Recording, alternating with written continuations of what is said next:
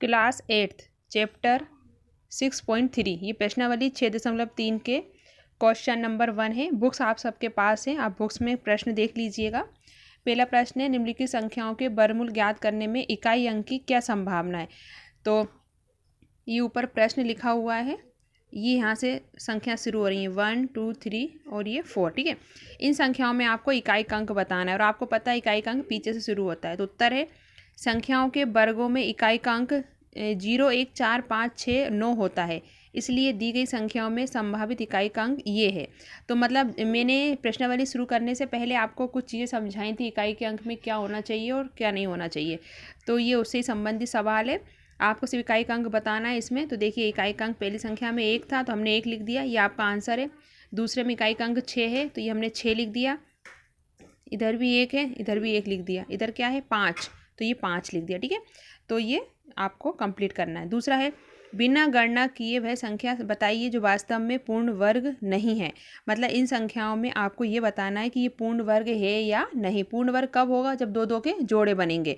तो इसको अपन को बिना हल किए ही बताना है, सवाल को सॉल्व नहीं करना है। तो ये भी आपको मैं पहले बता चुकी हूँ कि हम जानते हैं कि संख्याओं के वर्गों में यदि इकाई का अंक 0 1 4 5 6 9 होता है तो वह क्या होती हैं, पूर्ण वर्ग होती है या नहीं। हम जानते हैं कि संख्याओं के वर्गों में इकाई अंक ये होता है। तो देखिए अब फिर लिख रहे हैं हम 153 में इकाई अंक क्या है 3, तो ये संख्या पूर्ण वर्ग नहीं है।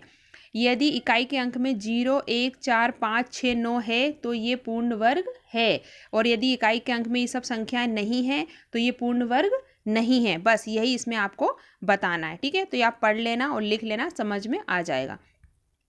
ये क्वेश्चन नंबर 5। प्रश्न नंबर 5 ऊपर देखिए, इसके एक क्वेश्चन ही शायद मैंने पहले करवा चुकी हूँ आपको, क्वेश्चन नंबर 4 में आपको करवा चुकी हूँ। निम्नलिखित संख्याओं में प्रत्येक के लिए वह सबसे छोटी पूर्ण संख्या ज्ञात कीजिए जिससे इस संख्या को गुणा करने पर यह पूर्ण वर्ग संख्या बन जाए, और इस पूर्ण वर्ग संख्या का वर्गमूल भी ज्ञात कीजिए। ये जो संख्याएं दी जा रही हैं इनका वर्गमूल निकालेंगे तो आपको पता चलेगा कि इसमें जोड़ा किसी एक संख्या का नहीं बन रहा है। तो जिस संख्या का जोड़ा नहीं बनेगा हम उसी संख्या से उसका क्या कर देंगे, गुणा कर देंगे। गुणा करने के बाद फिर इसका आपको वर्गमूल निकालना है। ठीक है, तो ये मैंने यहाँ पे सॉल्व किए हैं, आप कीजिएगा। वीडियो को रोक कर सारे सवाल कॉपी में कंप्लीट करना। मैं सिर्फ एक ही समझा रही हूँ। जैसे ये है 252, 252 का जब हम वर्गमूल निकालेंगे तो ये आएगा 2 2 3 3 7। तो देखो 2 2 के जोड़े बन रहे हैं, 3 3 का भी जोड़ा बन रहा है, लेकिन 7 का जोड़ा नहीं बन रहा है। अब जिस संख्या का जोड़ा नहीं बन रहा है उसके बारे में हम क्या लिखेंगे। देखो यहाँ 252 के अभाज्य गुणनखंड में 7 युग्म में नहीं है। युग्म में नहीं है मतलब जोड़े में नहीं है। 7 का कोई भी जोड़ा नहीं बन रहा है, अतः 252 को 7 से गुणा करने पर यह एक पूर्ण वर्ग संख्या बन जाएगी। ठीक है, समझ में आया। एलसीएम निकालना है, वर्गमूल निकालना है।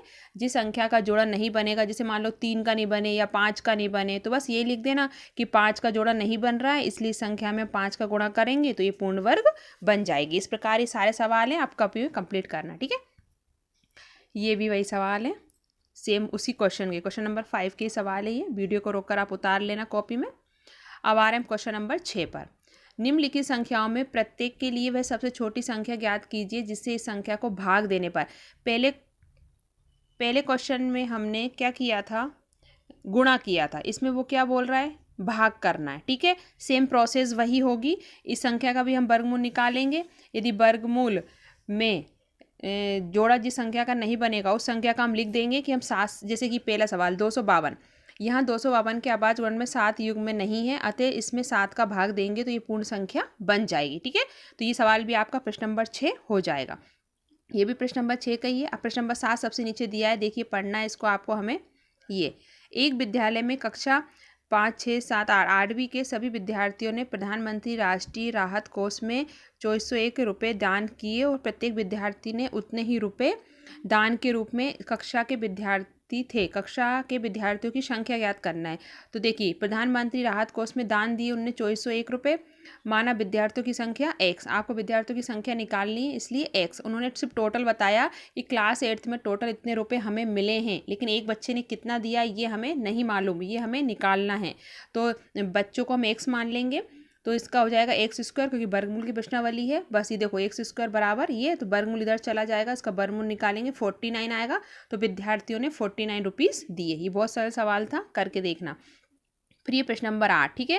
प्रश्न नंबर 8 भी सेम यही है कि एक बाग में 2025 पौधे लगाए गए हैं और पंक्ति में उतने ही पौधे हैं जितनी पंक्तियों की संख्या है। पंक्तियों की संख्या ज्ञात करनी है और पौधों की संख्या भी ज्ञात करनी है, ठीक है। तो पौधों की कुल संख्या कितनी थी, इतने पौधे थे। पंक्तियाँ उनको नहीं मालूम, हमने एक्स मान लिया, ठीक है। इधर भी ऐसे ही करेंगे, देखिए एक्स स्क्वायर बराबर 2025, ये जो स्क्वायर इधर है इधर वर्गमूल चढ़ जाएगा, इसका वर्गमूल निकाल लेना 45 आएगा, ठीक है। तो ये भी आपका आंसर हो गया प्रश्न नंबर 8। अब है प्रश्न नंबर 9। प्रश्न नंबर 9 प्रश्न नंबर 10 सेम है। देखिए, वह सबसे छोटी संख्या का वर्ग ज्ञात कीजिए जो 4, 9, 10 प्रत्येक से विभाजित हो जाए। मतलब ऐसी संख्या बतानी है जिसमें इन तीनों से भाग चला जाए। तो क्या करेंगे, इनका एलसीएम 4, 9, 10 का एलसीएम लेंगे तो 180 आएगा। 180 के गुणनखंड निकालेंगे और 180 के अभाज्य गुणनखंड में 5 का 1 का जोड़ा नहीं बन रहा है। जिसका जोड़ा नहीं बन रहा है उसी से उसका गुणा करने पर ये पूर्ण वर्ग संख्या बन जाएगी, ठीक है। ऐसा ही फिर आगे है, 180 को 5 से गुणा करने पर बन जाएगी। गुणा करा 900 आया, तो 900 वह सबसे छोटी वर्ग संख्या है जो 4, 9, 10 से विभाजित हो जाएगी, ठीक है। ऐसे ही आपको इसका करना है, वह सबसे छोटी संख्या ज्ञात कीजिए 8, 15, 20 से विभाजित हो जाए। तो 8, 15, 20 का एलसीएम लेंगे, 120 आएगा। एलसीएम कैसे लेंगे, इनका अलग अलग लेना है, 8 का अलग, 15 का अलग, 20 का अलग, ठीक है। इन तीनों में जो संख्या मिल रही है, जिन जिन के जोड़े बनेंगे उनका मल्टीप्लाई कर देंगे तो 120 आएगा। फिर 120 का वर्गमूल निकालेंगे तो ये आएगा। इसमें भी देखिए 5 का जोड़ किसका नहीं बन रहा है, इसमें 2 का बन रहा है, 3, 2, 5 का नहीं बन रहा है, ठीक है।